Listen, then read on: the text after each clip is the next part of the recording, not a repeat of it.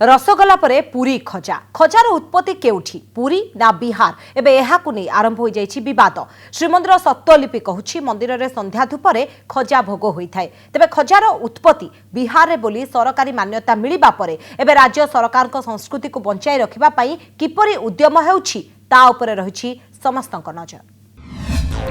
रसगोला परे एबे खजा को नै विवाद। बिहार नै गला पुरी खजा।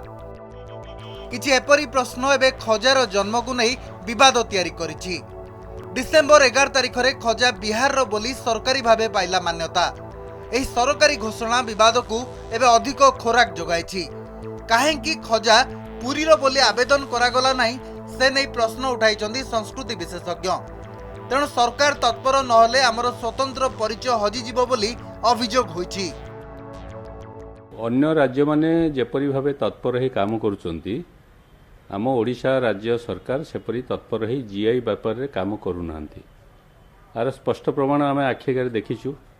आम यथेष्ट पूर्वर मु निजे साइंस टेक्नोलोजी विभाग रे मंत्री चैम्बर रे मंत्री को गोटे डॉक्यूमेंट 100 पृष्ठार दबा सत्वे वर्षे काल से कुआडे गला किसी जना पड़ला नहीं।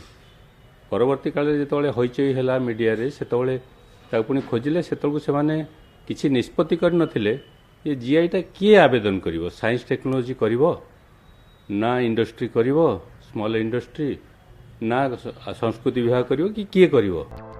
एबे आसंतु नजर पकाई नबा खजार उत्पत्ति एवं श्रीमंदिर मध्य रे थिबा संपर्क उपरे। श्रीमंदिर रे एही सुखिली भोगर सृष्टि अन्यून 600 वर्ष पुराना। कारण श्रीमंदिर रे प्राचीन द्वादश यात्रा मध्य अंतर्भुक्त मकर संक्रांति दिन सर्वाधिक 84 प्रकार उभय शंखुड़ी और निशंखुड़ी भोग त्रिविग्रह निकट में अर्पण होता है। यही 84 प्रकार भोग मध्य रही खजा। 1910 मसीहा बेले श्रीमंदिर रे संध्या धूपरे खजा भोग होता सत्वलिपि जना जाए। इतिहासर पृष्ठरे श्रीमंदिर 56 भोगर विवरणी रे स्थान पाई खजा। ए सबु सत्वे जगन्नाथ परंपरा सहित जड़ित खजार मान्यता पाइबा क्षेत्र में सरकार जतिकी जत्नवान हेबा कथा होई नांती बोली अभियोग होइछि। किंतु रसगोल्ला रे अप्लाई कर नथिले से जिमती लड़िया कथा लड़लेनी। ये जो खजा विशेषकर जो फेणी तार स्वतंत्र अच्छी से जगन्नाथ मंदिर होछि बहु वर्ष धरिक से होछि ताकू अनुकरण करिकरी बिहार रे जदि नालंदा रे करिसंती एवं से जीआई स्वीकृति से पाई जाइछि।